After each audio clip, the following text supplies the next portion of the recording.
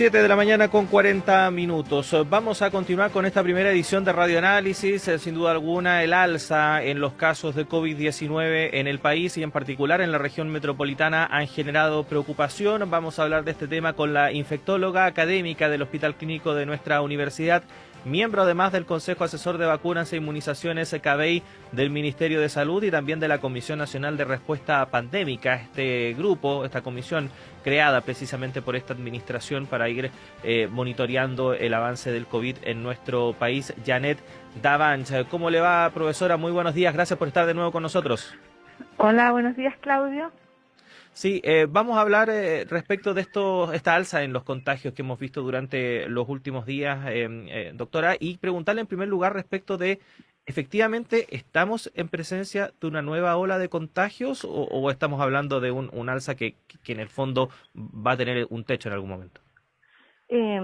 Claudio, en estos 2 años lo que hemos aprendido es que el comportamiento de este virus SARS-CoV-2 es tremendamente impredecible.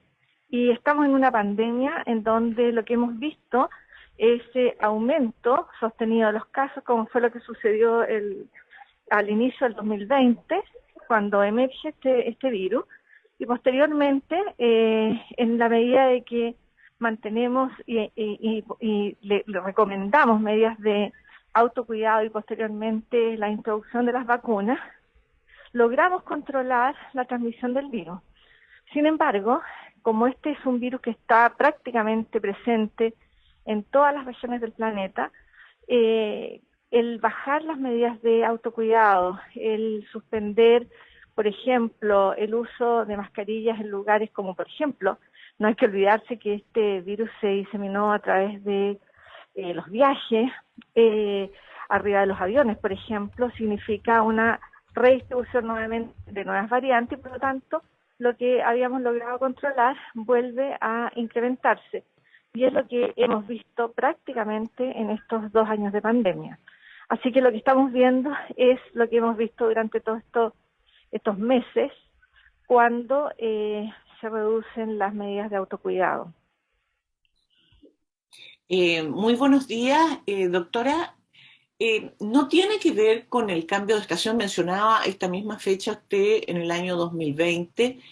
Claro, no teníamos vacunas en ese momento, pero no tiene que ver con el cambio de estación, con la modificación de las temperaturas, con las oscilaciones que se están dando en nuestro país, ¿no es cierto?, entre la máxima y la mínima, o simplemente este va a ser un proceso al que tendremos que Eh, acostumbrarnos año a Hola, año. buenos días, Juanita. Hola, buenos días. Este virus no ha tenido un comportamiento estacional como los virus respiratorios tradicionales. De hecho, yo soy una convencida que en algún momento lo vamos a llamar no un virus respiratorio. Este virus tiene un comportamiento de distribución anual. De hecho, tuvimos un gran brote, el más importante en periodo de verano, que fue el brote con la variante Omicron BA1, que fue la que se introdujo a fines de diciembre. Entonces, si ustedes recuerdan, llegamos a contar lamentablemente casi 30.000 casos diarios. Entonces, no tiene un comportamiento estacional hasta ahora, como lo tienen otros virus respiratorios. Sin embargo, usted tiene razón, en el sentido de que en periodo de invierno tendemos a estar más hacinados con ventanas cerradas, es decir, reducimos las posibilidades de ventilar. Pero eso significa también que todos hemos aprendido en estos 2 años que en condiciones de hacinamiento o hay que evitarlo, y si no podemos, tenemos que tratar de ventilar las zonas donde estamos, ya sea oficina o nuestras propias casas, y tratar de utilizar mascarillas faciales. Hay una situación compleja con el virus Omicron, o con la variante Omicron más bien dicho, que es su facilidad de transmisión. Y esta facilidad de transmisión es justamente porque genera partículas tan pequeñitas que son muy livianas y que se mantienen en suspensión en el aire por largas horas. Entonces, si yo entro a una oficina, por ejemplo, y no hay nadie, la tendencia natural de nosotros es a sacarnos la mascarilla porque estamos solos. Pero, eventualmente, si hubo una persona previamente en esa oficina y que estaba contagiada, aún cuando no tenga síntomas, va a quedar el virus en suspensión y por lo tanto el riesgo de adquirirlo es alto. Por eso es tan importante en los lugares cerrados, como ha indicado la autoridad sanitaria, como lo indica la OMS y como lo indican prácticamente todos los centros de salud, es mantener la mascarilla en áreas cerradas o en ambientes cerrados y a vacunarse, ponerse al día con las dosis de vacuna. Ujú. Doctora, ¿es efectivo que se está viendo alzas en los contagios, pero que estos no presentarían tantos cuadros graves como otras olas o cepas y que esto se debería al proceso de vacunación? ¿O es muy temprano todavía para asegurar eso?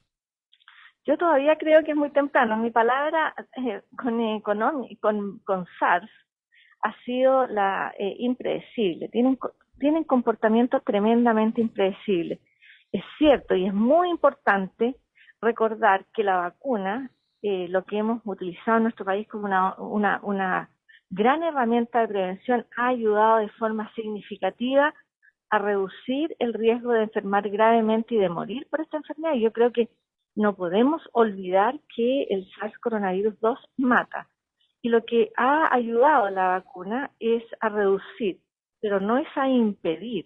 Entonces, yo creo que hoy día no podemos todavía asegurar que el virus es menos letal, porque es letal para algunos, para el que lamentablemente lo infecta y lo mata, ese virus fue grave, sin lugar a duda.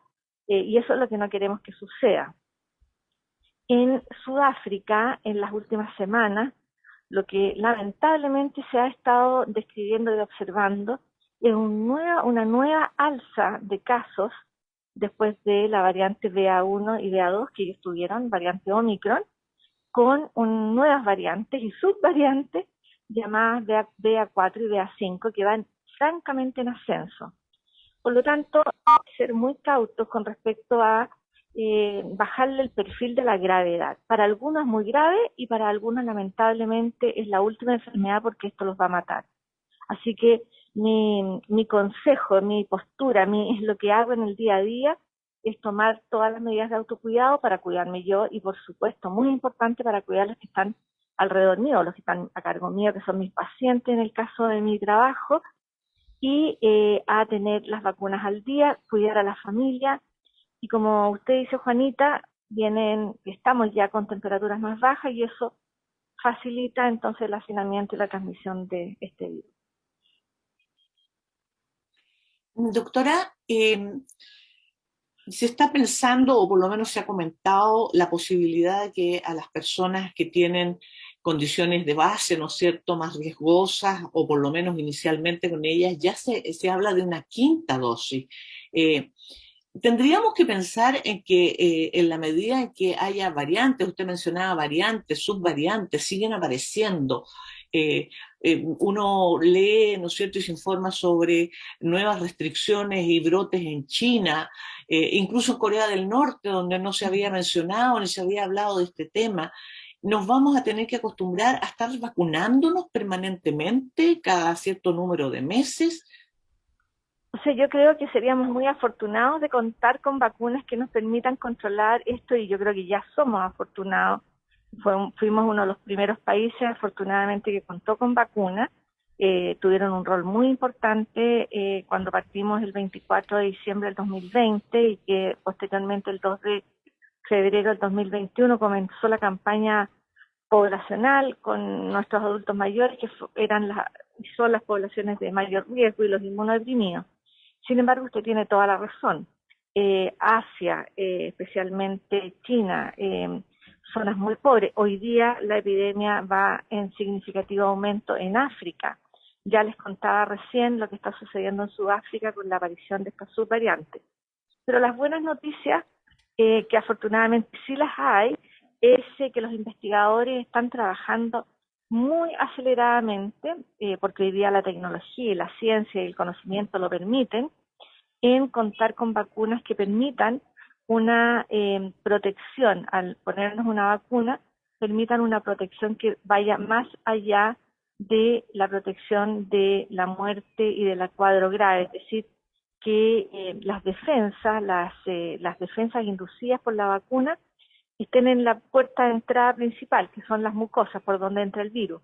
Tenemos muchas vacunas que inducen o generan defensas a nivel de estas mucosas y eso entonces impide o reduce el riesgo de infectarse. Y eso sería fantástico, es decir, yo creo que todavía no se ha dicho la última palabra, tampoco estamos en condiciones de decir que el juego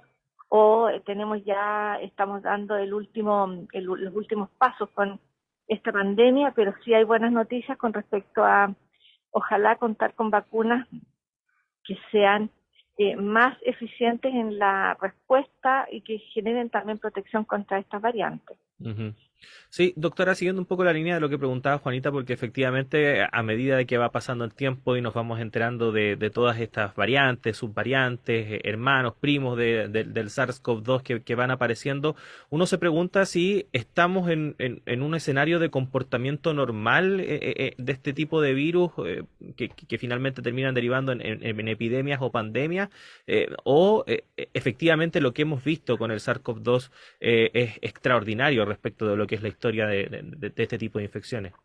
Bueno, desde el punto de vista que me toca a mí como infectóloga, yo he trabajado desde el año 98 en el Comité de Infecciones Emergentes de la Sociedad Chilena de Infectología. Esto ha sido sin precedentes. Este virus ha tenido un comportamiento realmente increíble. Conocimos los primeros SARS, o sea, los primeros coronavirus de esta familia, el 2002 en China justamente, con un impacto enorme en Asia, pero con un número muy acotado. Tuvo otro enfrentamiento. China tenía otro comportamiento desde el punto de vista de apertura de frontera el 2002. Y luego en la península arábica, la aparición de otro SARS que lo conocemos con el nombre de MERS, porque se refiere al Medio Oriente, sus siglas, síndrome respiratorio severo del Medio Oriente. Los conocíamos y debuta este virus que ha tenido un comportamiento impredecible porque es nuevo. Eso es lo primero, no lo conocíamos previamente en la historia de la humanidad, es nuevo para los seres humanos. Y con respecto a cuál va a ser, qué es lo que nos va a ir pasando hace muchos años que los investigadores, la OMS, las Naciones Unidas están muy alertas a la posibilidad de emergencia de agentes, de microorganismos que puedan producir una enfermedad, una infección en el ser humano que provoque estas crisis sanitarias, sociales, económicas, que es la que estamos viviendo hoy día. Y hay un listado enorme de potenciales microorganismos, por supuesto que siempre están los agentes especialmente los virus de influenza de las aves y de los cerdos y otros. Hoy día también tenemos influenza en los murciélagos, y esto tiene que ver con la gran cantidad de población que habita nuestro planeta, con la invasión que nosotros hacemos, dado que no tenemos espacio, de los hábitats o de las casas del reservorio de animales con los que nunca hemos tenido contacto. Entonces los virus se van adaptando, o microorganismos se van adaptando. No sé si recuerdan hace un tiempo atrás Zika, que aparece un virus que reemerge, que no lo habíamos tenido en nuestra lista de agentes infecciosos. Hace unos años atrás nomás tuvimos el gran brote de ébola con una mortalidad de más de 15.000 personas en África subsahariana, en 3 países, y ahora SARS-CoV-2. Entonces, sí, efectivamente estamos con siempre el riesgo de que emerjan estos agentes, justamente por la población que somos y por la introducción o la ocupación de los espacios donde viven fundamentalmente los animales y que no tenían contacto con nosotros. Así que es lo que creemos que va a suceder. Doctora, aprovecho de preguntarle a propósito de los anuncios que ha habido de instalación de plantas, ¿no es cierto?, en nuestro país de vacunas, de llenado básicamente, ¿no es cierto?, de vacunas. ¿Eso podría ser beneficioso para nuestro país en el sentido de tener mayor disposición en el futuro? Le escuché muy mal su pregunta, Juanita. No, me refería a que se ha anunciado, y de hecho ya está en proceso de instalación, una planta de una empresa como Sinovac que estaría Ah, haciendo llenado de vacunas sí, en tiene nuestro... toda la razón. Ahora le entiendo. Esa planta, por lo que yo entiendo, no es una planta de producción de vacunas, sino que es una planta para envasar de vacunas. llenado. Los productos vendrían eh, ya producidos, o sea, listos para ser envasados. Sin embargo, no hay que olvidar que cuando tenemos epidemias, pandemias, los productos que utilizamos emergen de la investigación. Por supuesto que es muy importante contar con centros de investigación en Chile y eso va a ser muy relevante para nuestro país. Sin embargo, vuelvo a insistir que las pandemias y las epidemias necesitan y requieren, y es muy necesaria una respuesta internacional coordinada, oportuna, equitativa, porque si no, volvemos al escenario de hoy, 17 de mayo del 2022, en que todavía tenemos que lamentar que países, como mencionaba Claudio recién, Corea del Norte, países en África, bueno, lo que está sucediendo en Ucrania en este momento con grandes números de personas que se desplazan obligadamente desde sus lugares de origen, significa un riesgo sanitario global y eso significa que si ojalá tengamos la posibilidad de envasar vacunas, podamos nosotros solidariamente compartir un producto que podría eventualmente salvar la vida de muchas personas. Doctora, por último, preguntarle respecto de estas críticas, ¿no?, que hubo desde los antiguos encargados del Ministerio de Salud, el ministro París, también la subsecretaria Daza, respecto de la comunicación de riesgo. Señalan de que ha sido débil en esta administración, que no se ha reforzado de manera adecuada. La ministra respondió que una cosa es comunicar el riesgo y otra cosa es meter miedo. Pero también hay algunos datos, por ejemplo, de que la población más joven no está acudiendo a vacunarse con sus dosis de refuerzo entre los 18 y los 30 años, aproximadamente el 12% nomás se ha administrado estas dosis. ¿Cómo ve usted este tema? ¿Se debiese reforzar efectivamente la comunicación de riesgo? Yo estoy plenamente de acuerdo que informar a la población, informar a todo nivel, con mensajes que sean claros, que muestren las medidas que cada uno de nosotros puede tomar en su casa, en su lugar de trabajo y que son efectivas para la protección de la salud son fundamentales. Y creo que sí necesitamos reforzar la comunicación a las familias, a todas las personas en nuestro país, de tal forma de que puedan informadamente cuidarse y cuidar a los que tienen alrededor. En esta pandemia creo que se necesita el rol de cada uno de nosotros. Aquí estamos como comunidad afectados y por lo tanto sí creo que tenemos que mejorar nuestro mensaje educativo a todo nivel, a los niños en el colegio, a los estudiantes en las universidades, en nuestros lugares de trabajo, tal como lo hicimos al inicio de la pandemia, que estábamos muy pendientes de cuáles eran las medidas que iban a funcionar y hoy día con mayor razón sabemos comunicar cuáles sí efectivamente funcionan y funcionan bastante bien en proteger nuestra salud. Y respecto a la vacunación de los más jóvenes, efectivamente, la segunda dosis de refuerzo o cuarta dosis, como habitualmente la llaman, pero es una segunda dosis de refuerzo, estaba bastante lenta en todos los grupos etarios, especialmente en los más jóvenes. Afortunadamente, este fin de semana se logró vacunar alrededor de 200.000, o se administraron 200.000 dosis de vacuna en un solo día, así que el llamado es ya se pusieron y se actualizaron 200.000 personas su vacuna, así que a ponerse al día porque es muy importante el estatus de vacunación, ponerlo al día. Hoy día todavía, lamentablemente, no tenemos una vacuna que nos dé una protección larga y duradera, pero están las vacunas disponibles, así que si alguien que nos está escuchando no está en estos 200.000 que se acercaron a los centros de vacunación y se pusieron al día, que lo hagan lo antes posible.